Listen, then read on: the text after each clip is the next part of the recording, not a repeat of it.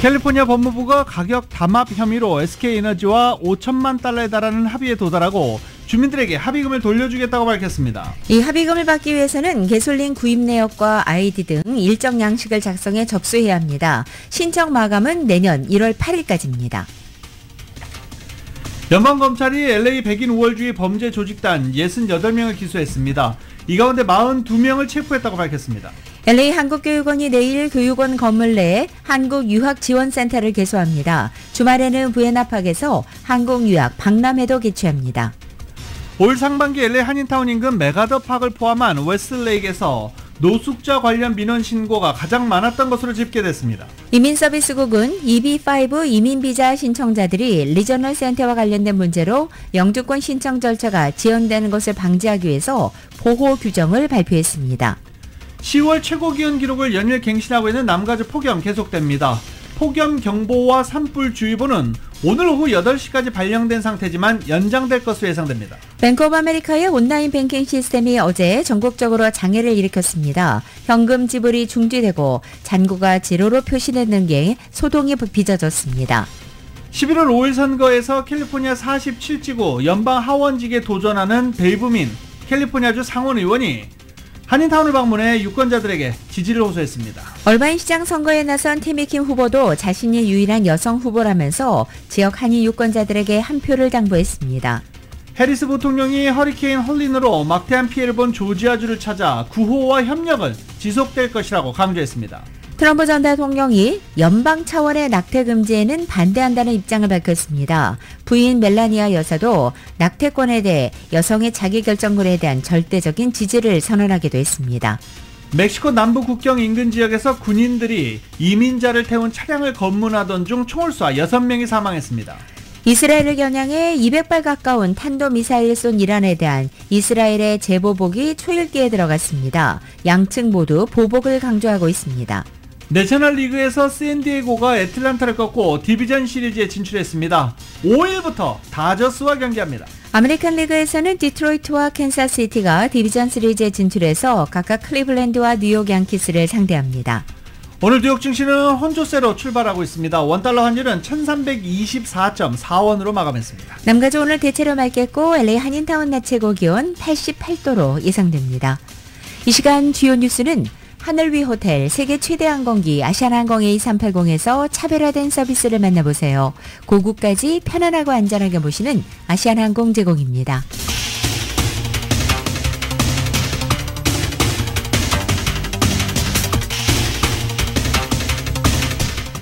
여러분 안녕하십니까? 김윤정입니다. 안녕하십니까? 유지승입니다. 2024년 10월 3일 목요일 라디오솔 모닝뉴스 2부입니다. 더우시죠? 야, 내 전기 사용료 때문에 에어컨 켜도 겁나고 이러시는 분들 많습니다. 많이 덥습니다. 다시 에어컨 안 킬 수가 없죠.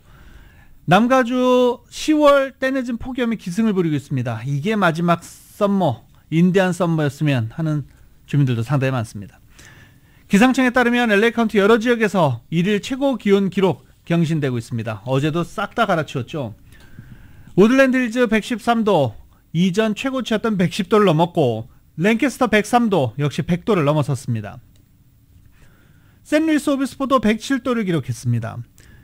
기상청 LA 사무소는 고기압이 형성되고 해상의 대기 흐름이 약해지면서 오늘까지 기온이 치솟았지만 오늘부터 서서히 내려갈 것이다 라고 얘기했습니다.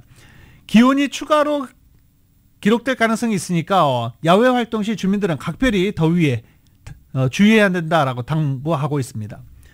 캘리포니아 이 남부 지역, 애리조나, 네바다 이렇게 서남부 지역에는 폭염 경보가 발령된 상태입니다.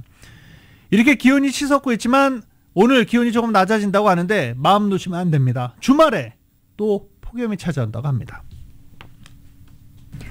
리저널 센터가 추진하는 프로그램 허가 취소 등의 이유로 영주권 신청에 어려움에 처한 EB5 이민비자 신청자들을 보호하기 위한 연방당국의 노력이 가시화됩니다. 연방이민서비스국은 EB5 이민비자 신청자들이 리저널 센터와 관련된 문제로 영주권 신청 절차가 지연되는 것을 방지하기 위한 목적으로 새로운 보호 규정을 지난 1일에 발표했습니다. 새 규정은 리저널 센터의 사기 행위에 직접 관여하지 않은 투자자들의 영주권 신청 자격을 유지시키기 위해서 다른 리저널 센터로 투자처를 변경할 수 있는 기회를 부여합니다. 따라서 투자자들은 영주권 신청을 다시 해야 하는 번거로움을 피할 수 있게 됐습니다. 이 규정은 또한 리저널 센터의 윤리적 기준 준수 내용을 강화했고 투자자들이 의도적으로 사기 행위에 가담했을 경우 보호받을 수 없다는 내용을 명확히 했습니다. 한국인들에게는 투자 이민으로 잘 알려진 EB5는 미국 영주권을 취득하는 가장 빠른 방법 중에 하나입니다.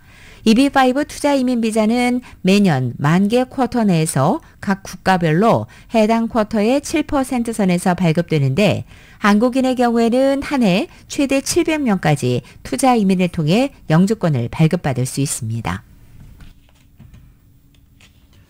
한국 유학을 원하는 학생들을 위해서 한국 정부가 운영하는 한국유학지원센터가 최초로 설치됩니다.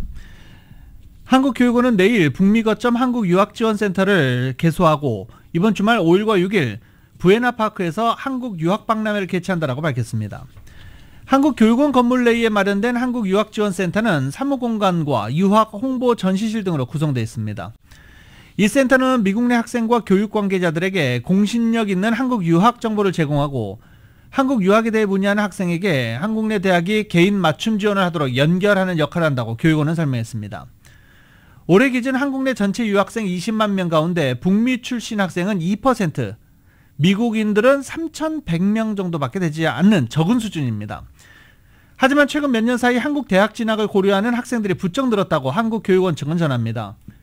지난해 말 기준 미국 내 217개 초중고등학교에서 2만 5천여 명의 학생이 한국어를 배우고 있고 한국이나 한국어 관련 강좌, 학과가 설치된 대학도 140개에 달합니다.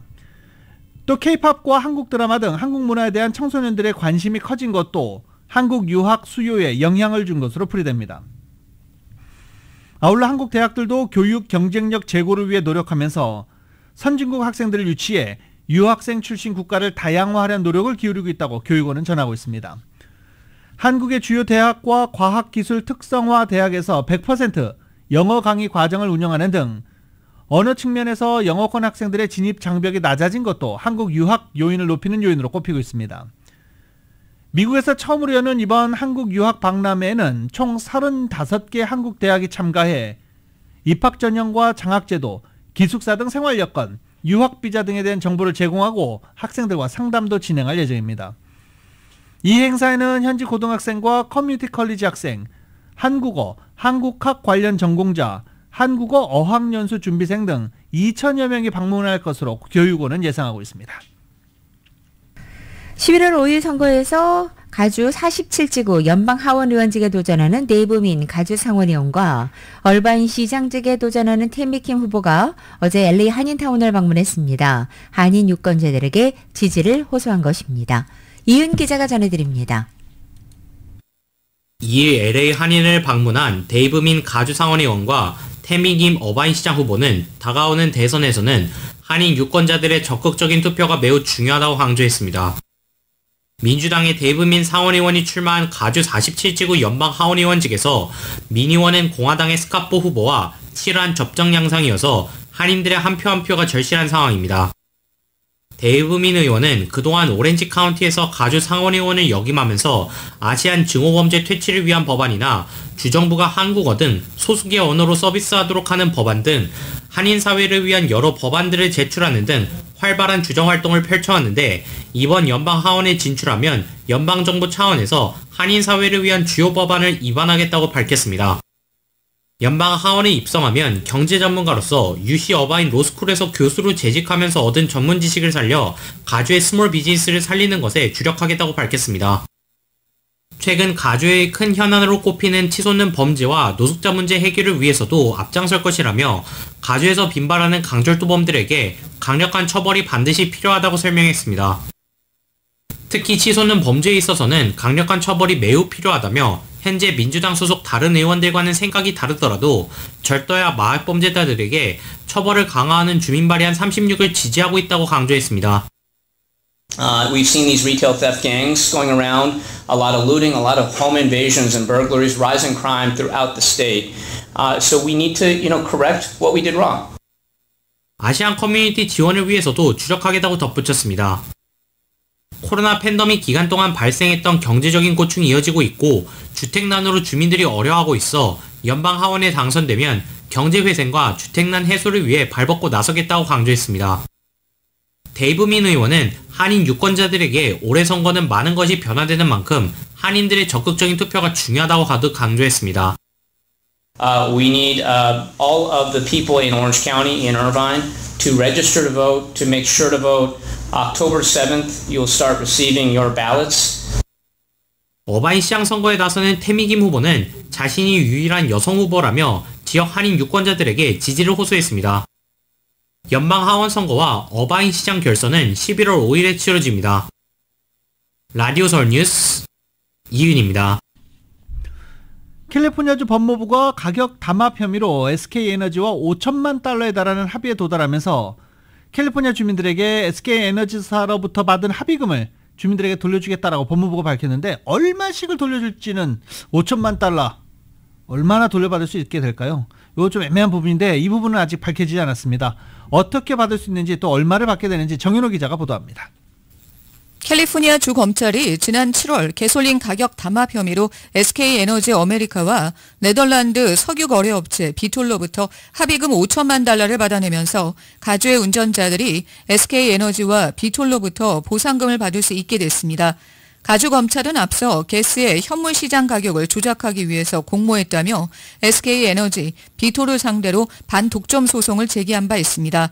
합의금 5천만 달러 가운데 3,750만 달러가 가주 운전자들에게 보상금으로 지급됩니다. 로번타 가주 검찰총장은 시장 조작과 가격 담합은 불법이며 용납할 수 없고 특히 주민들이 가장 취약한 위기 시기에는 더 그렇다고 밝혔습니다. 가스 회사로부터 합의금을 받을 자격이 있는 주민은 2015년 2월 20일부터 11월 10일 사이에 LA와 오렌지 카운티, 샌디에고, 리버사이드, 샌버나디노, 컨, 벤추라, 산타바바라, 샌루이스 오비스포, 임페리얼 카운티에서 가스를 구입한 사람들입니다. 합의금 수령을 위한 신청은 이름과 운전면허 번호, 전화번호, 주소, 이메일 주소와 페이팔, 벤모, 젤과 같이 선호하는 전자지불 방식을 선택해 합의금을 청구할 수 있습니다. 합의금 청구 마감은 내년 1월 8일까지이며 신청은 웹사이트 calgaslitigation.com으로 하면 됩니다. SK에너지 아메리카와 비톨은 2015년 토렌스에 있는 엑손모빌 정유공장 폭발 사고 당시 총 1,000만 갤론 이상의 가스 가격을 담합했다는 혐의로 주정부에 기소됐었습니다. SK와 비톨이 엑손모빌 공장의 폭발 상황을 이용해 거액의 부당 이득을 챙겼다는 것이 소송의 골자입니다. SK에너지 아메리카는 SK이노베이션의 손자회사입니다. 라디오 서울 뉴스 정현호입니다. 뱅크 오브 아메리카 BOA의 모바일 앱을 포함한 온라인 뱅킹 시스템이 어제 전국적으로 장애를 일으켰습니다. 인터넷 접속 중단을 추적하는 웹사이트 다운디렉터는 이날 BOA 고객들이 온라인 계좌 접근과 모바일 앱 등에서 시스템 장애를 겪었다고 전했습니다. 일부 고객은 ATM 인출 시도 중에 오류로 돈을 인출하지 못했고 계좌에서 금액이 차감되는 문제를 겪었다고 보고했습니다. 이에 대해서 BOA는 어제 성명을 통해 일부 고객의 계좌와 잔액 정보에 접속하는 데 문제가 발생했다면서 이 같은 문제는 해결 중이고 대부분 해결됐으며 불만을 끼쳐 죄송하다고 전했습니다. 중동의 긴장이 고조되면서 LA 경찰국이 유대인 예배당과 다른 예배 장소들에 대한 순찰을 강화합니다. LA 경찰국은 LA 일원 유대인 예배당을 비롯한 여러 장소에서 순찰 인력을 늘리고 전략적으로 주둔할 예정이라고 밝혔습니다. 경찰은 남가주 예배 장소들에 대해서 알려진 위협은 아직 없지만 시위와 항의에 대비하고 있다고 말했습니다. 베버리힐즈에서는 로시 하샤나 기간 동안 시나고그와 예배 장소 주변에서 지역사회의 지속적인 안전을 보장하기 위해 순찰을 강화할 것이라고 밝히기도 했습니다. 경찰은 수상한 활동을 목격한 사람은 누구든 911로 신고해 줄 것을 당부하고 있습니다. LA 경찰국은 이란이 이스라엘에 탄도미사일을 발사하기 전부터 보안 강화 계획은 진행 중이었다고 말했는데 그 이유가 있죠. 이틀간 로시 하샤나 휴일이 있기 때문입니다. 오늘 LA 통합교육부 쉬는 이유 바로 이 유대인 기념일이기 때문입니다. 로시 하샤나 휴일은 유대인 새해를 축하하는 날입니다. 올해 로시 하샤나는 오늘 시작돼 내일 끝납니다. 올 상반기 LA 한인타운 인근의 메가더팍을 포함한 웨스트레이크에서 3.11 민원 서비스에 접수된 노숙자 관련 신고가 가장 많았던 것으로 집계됐습니다. 특히 한인타운 지역 신고 건수가 LA 전체에서 5번째로 높아서 한인타운과 인근 지역의 홈리스 문제는 여전히 심각한 상황입니다.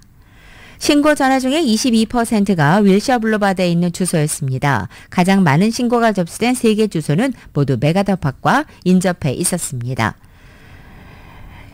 LA 민원 서비스 3.11에 접수되는 전체 노숙자 신고 건수는 2017년도에는 25,264건에서 2018년에는 39,946건으로 증가했고 2019년 55,569건으로 상승세를 계속 보이고 있습니다. LA 백인 우월주의 단체 네오나치 조직 범죄단 갱단 68명이 검찰에 의해 기소됐습니다. 검찰은 68명 가운데 42명을 체포했다라고 어제 밝혔습니다. 이은 기자가 보도합니다. 이번 난속은 연방 법무부 역사상 가장 큰 규모의 네오나치 조직 범죄의 단속 중 하나입니다.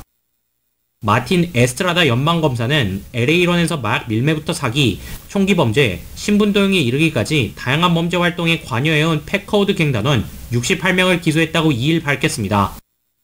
현재 이 가운데 42명이 구금 상태입니다. 이들 팩커우드 갱단원들은 샌퍼난도 밸리에 기반을 두면서 소수 민족에 대해 증오와 적대감으로 일관해왔다고 검찰은 지적했습니다.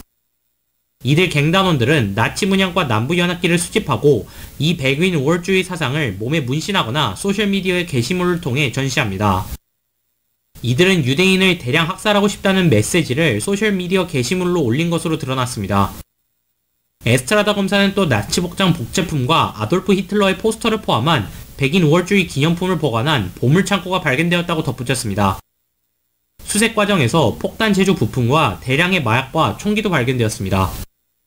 갱단원들의 자택을 수색했을 때 새해 결심으로 모은 유대인들을 제거해버리겠다고 적힌 메모장도 발견됐습니다.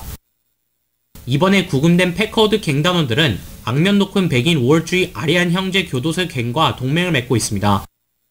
이들은 사업 자금 조달을 위해 다양한 금융사기 범죄를 저질렀으며 불법 총기 소지, 총기 밀매 범죄, 코로나 팬데믹 구제 기금을 가로채는 사기 행각을 벌인 혐의를 받고 있습니다. 이번에 마약 범죄로 기소된 갱단원들은 최소 10년에서 최대 종신형을 받을 수 있다고 검찰은 밝혔습니다. 라디오솔 뉴스 이은입니다. 30대 한인 남성이 이혼을 요구하는 백인 아내를 흉기로 살해하고 스스로 목숨을 끊는 충격적인 사건이 발생했습니다. 이 한인 남성은 사건 발생 수일 전부터 자신의 소셜미디어에 게시물을 올리며 복잡한 심경을 드러낸 것으로 나타나서 신변을 비관한 나머지 아내를 살해한 뒤 자살하는 끔찍한 선택을 한 것으로 추정됩니다. 텍사스주 오스틴 경찰국에 따르면 2명이 사망한 살해 자살 사건은 지난 24일 오스틴 지역 아파트 단지 내 한 유닛에서 발생했습니다. 살인 용의자는 올해 34살의 강유리 씨로 당시 아파트 안에서는 25살의 백인 아내 해나 강 씨와 함께 숨진 채 발견됐습니다.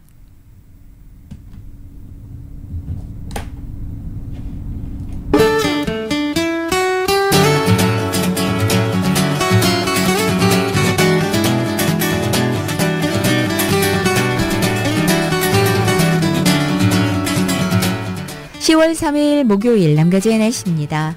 오늘 폭염의 기세에 한풀 꺾입니다. 남가주 대부분 지역의 오늘 낮 기온이 어제보다 8도에서 12도가량이나 떨어져서 한결 수월해집니다.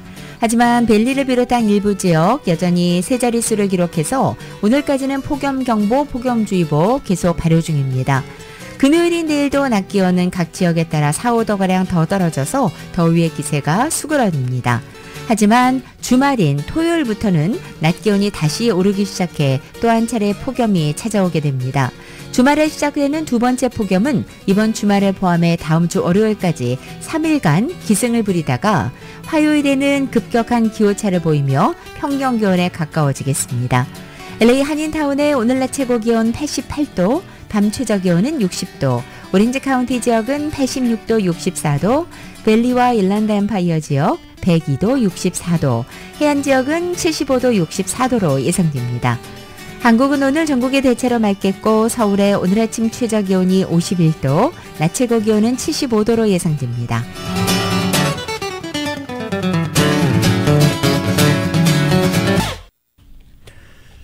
대선을 앞두고 지금 초박빙, 오리무중의 판세에 이어지고 있습니다. 각종 여론조사를 보면 두 후보가 엎치락뒤치락하는 치열한 접전을 벌이고 있습니다.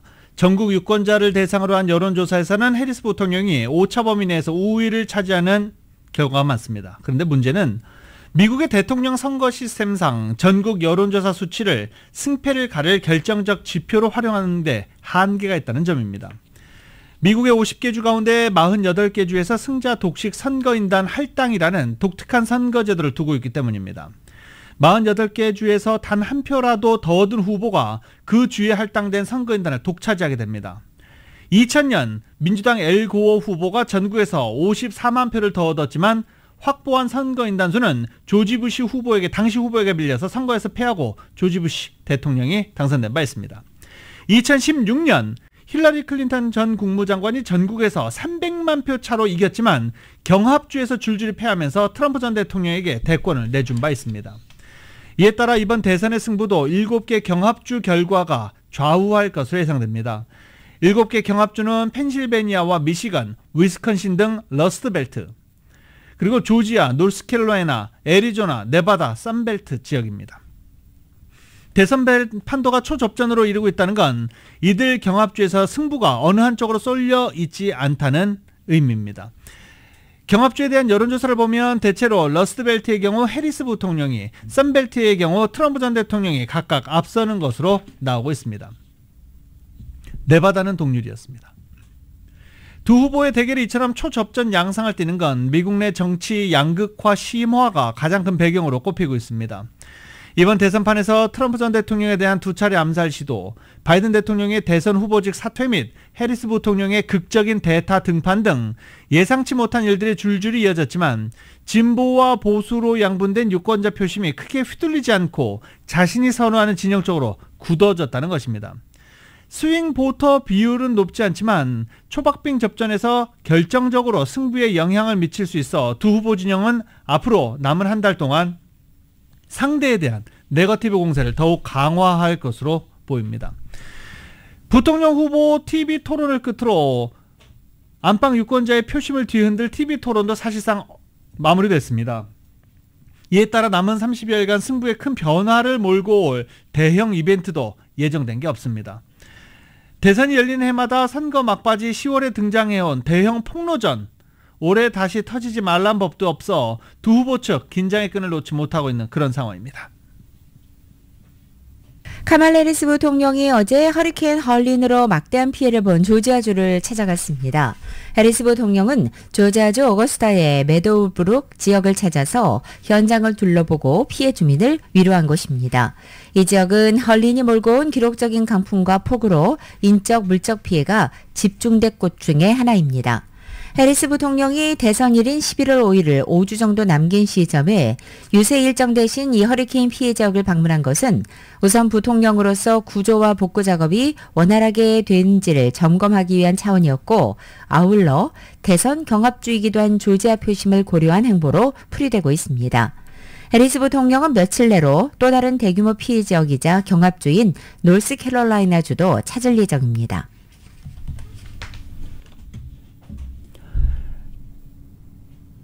동남부 지역을 강타한 허리케인, 항만 노동자들의 파업, 악화 일로인 중동, 해리스 부통령이 3중 악재에 직면하게 됐다고 뉴욕타임즈는 보도하고 있습니다.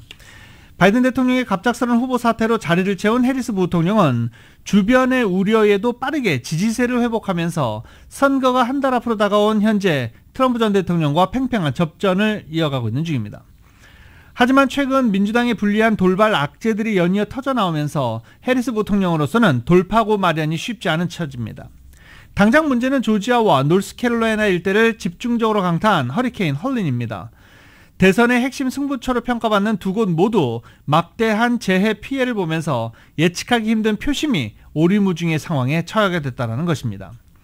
민주당이 전통적으로 강세를 보이는 우편 투표 및 부재자 투표에 차질이 발생한 것도 해리스 부통령 입장에서는 달갑지 않습니다. 해리스 부통령은 팀 월즈 미네소타 주지사와 함께 이 펜실베니아를 방문하려던 일정 취소하고 어제 이렇게 조지아를 찾은 것입니다. 곧 노스캐롤라이나도 방문할 예정입니다. 허리케인이 당장 물리적으로 미국을 핥히고 지나갔다면 갈수록 격화하는 중동 상황은 해리스 부통령 입장에선 장기 악재입니다.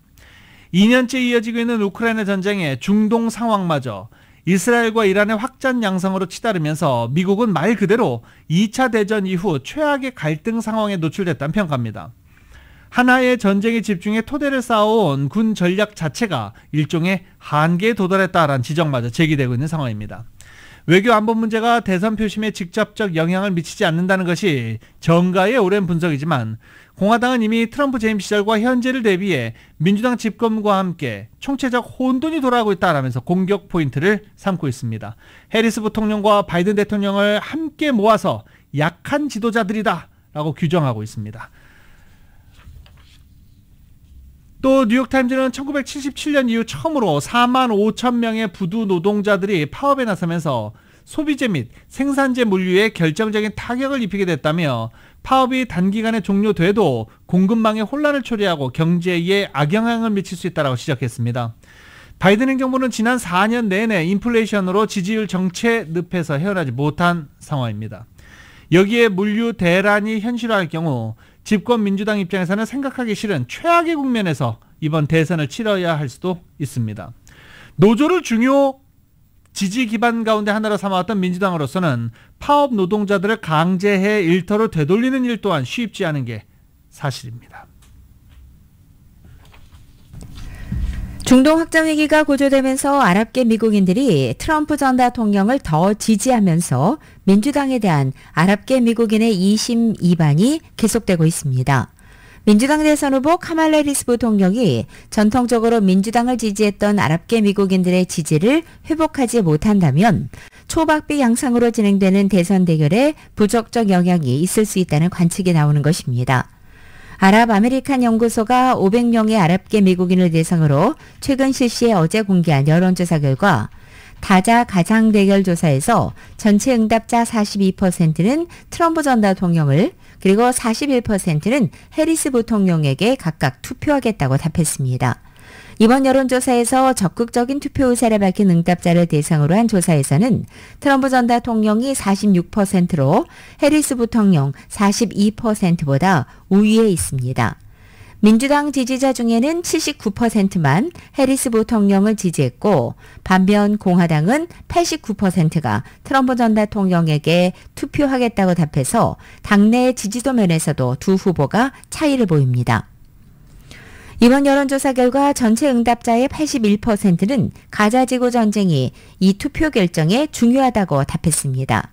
해리스 부통령이 가자지구에서 이스라엘의 즉각적인 휴전을 요구하고 방해받지 않는 인도적 지원을 허용할 경우 투표 의향 변화를 묻는 말에는 전체 54%가 해리스 부통령에게 투표하겠다고 답했습니다. 또 해리스 부통령이 이스라엘에 대한 외교적 지원과 무기 수출을 중단할 경우에도 전체 56%가 해리스 부통령에게 투표할 가능성이 더 높아질 것이라고 말했습니다. 트럼프 전 대통령이 대선 핵심 이슈 중 하나인 낙태 문제와 관련해 연방 차원의 낙태 금지에 반대한다는 입장을 밝혔습니다. 트럼프 전 대통령은 트루스 소셜에 올린 글에서 어떤 상황에서도 연방 차원의 낙태 금지법을 지지하지 않을 것이며 실제로는 거부권을 행사할 것이다라고 말했습니다. 왜냐하면 그것은 주에서 유권자 뜻에 따라 결정해야 할 문제이기 때문이다라며 이유를 설명했습니다. 트럼프 전 대통령이 대선을 목전에 두고 전국적인 낙태 금지를 지지하지 않는다고 강조한 것은 낙태 문제로 인한 여성 유권자 이탈을 고려한 것으로 분석되고 있습니다.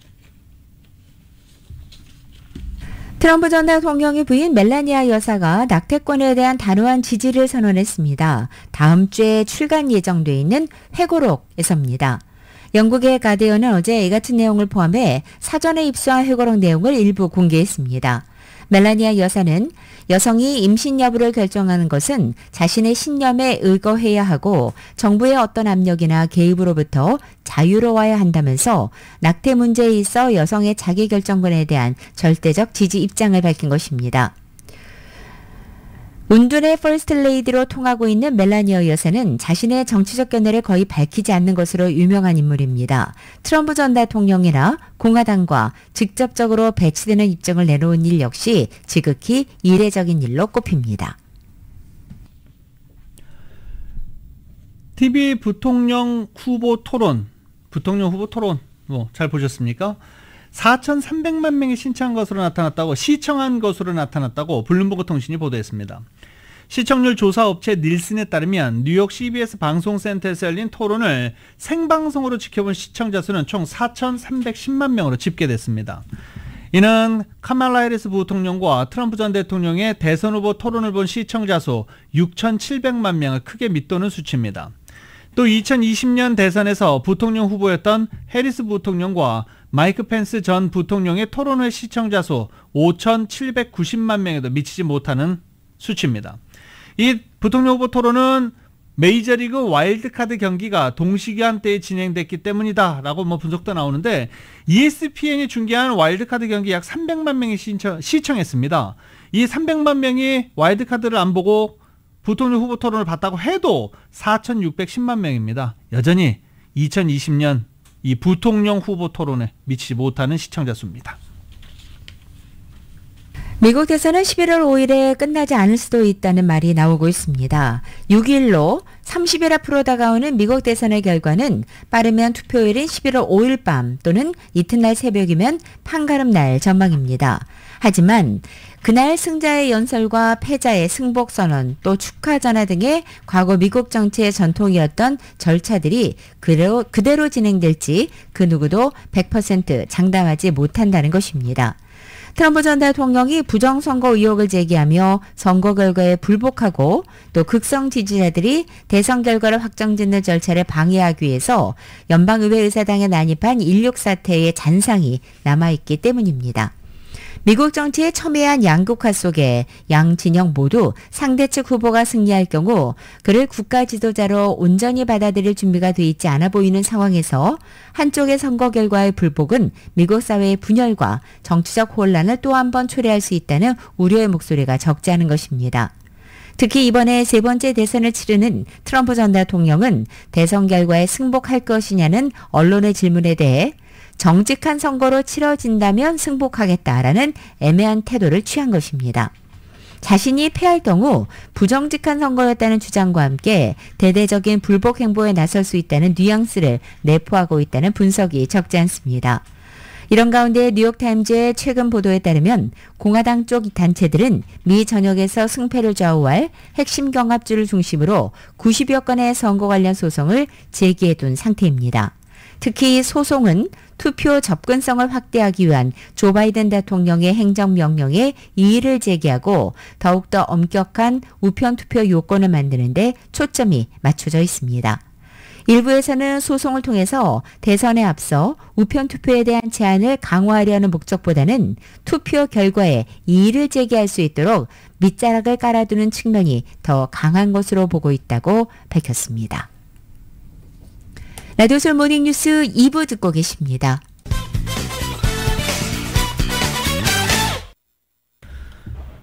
라디오솔 모닝뉴스 함께하고 계십니다. 바이든 대통령이 반도체 공장 건설 시 환경 영향 평가를 면제해주는 법안에 서명했습니다.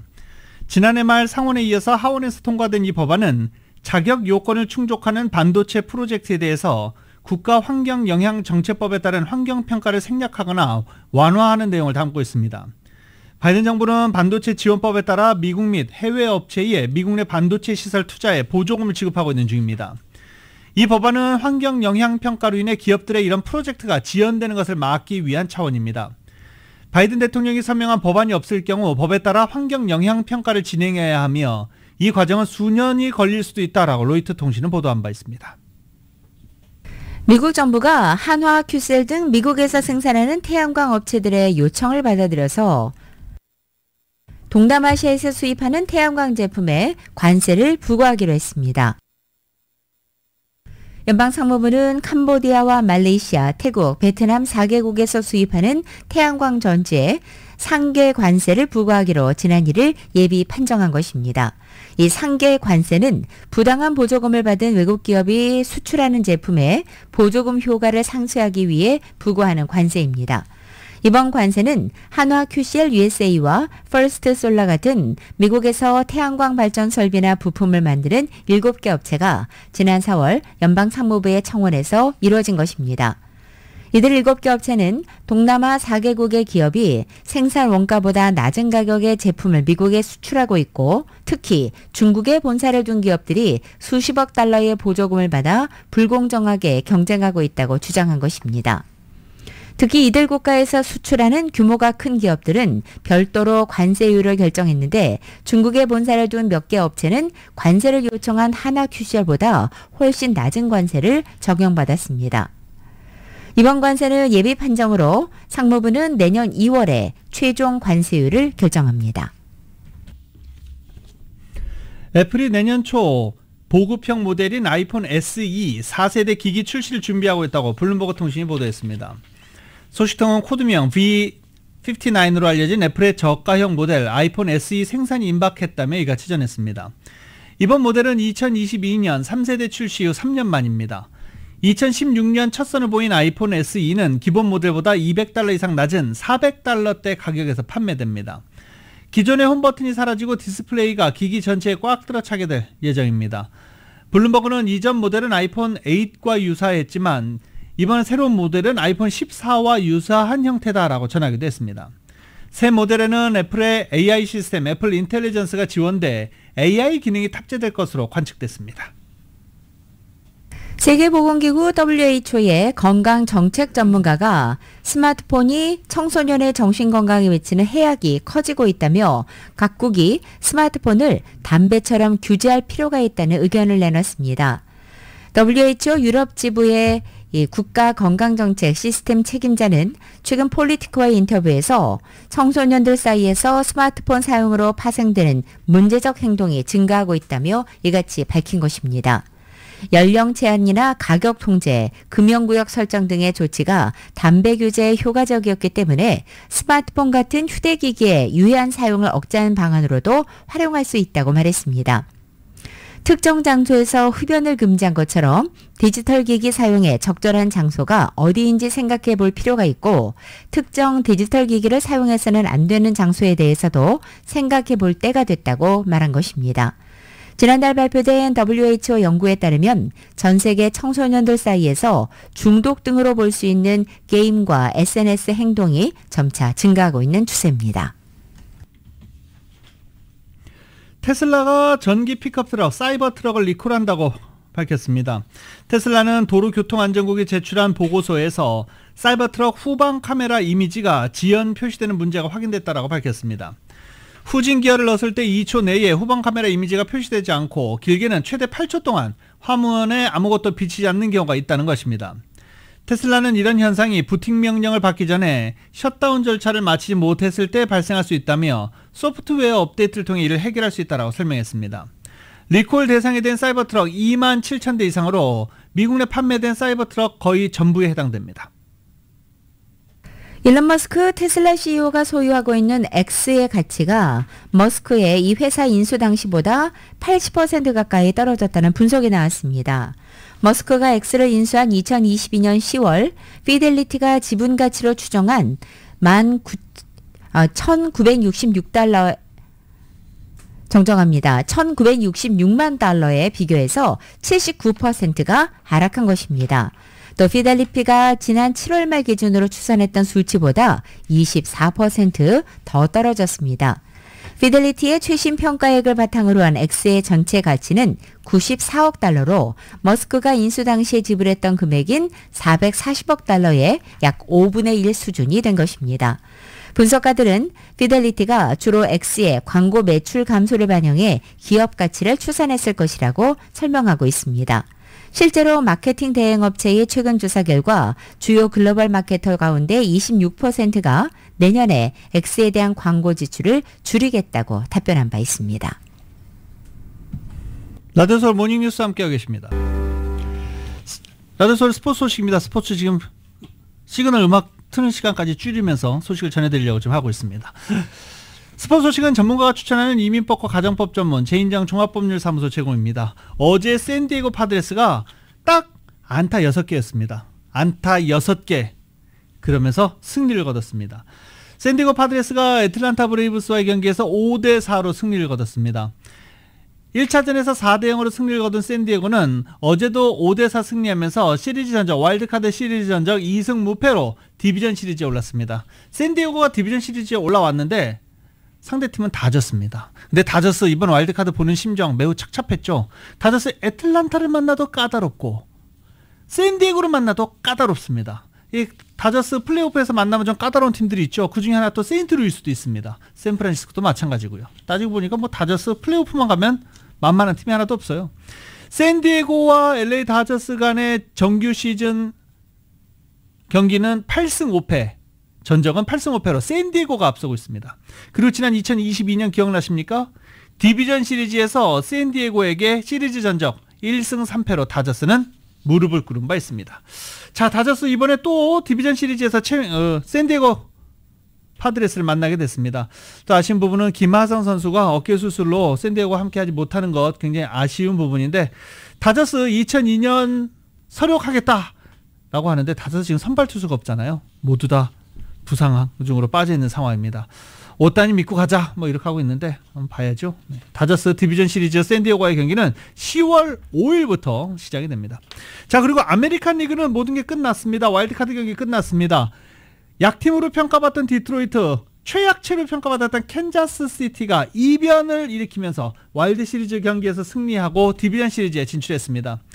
디트로이트는 2승 무패로 휴스턴을 무너뜨렸는데 디트로이트 올 시즌 연봉 휴스턴 한 명에게도 알투베 연봉만도 못합니다. 참 대단하죠.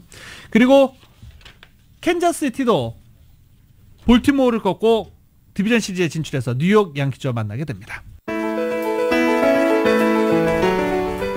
2024년 10월 3일 목요일에 전해드린 라디오 서울 모닝뉴스 여기서 마치겠습니다. 지금까지 진행의 유지승, 김윤정이었습니다. 잠시 후 9시에는 강혜신의 오늘의 미국이 방송됩니다. 함께해 주신 여러분 고맙습니다.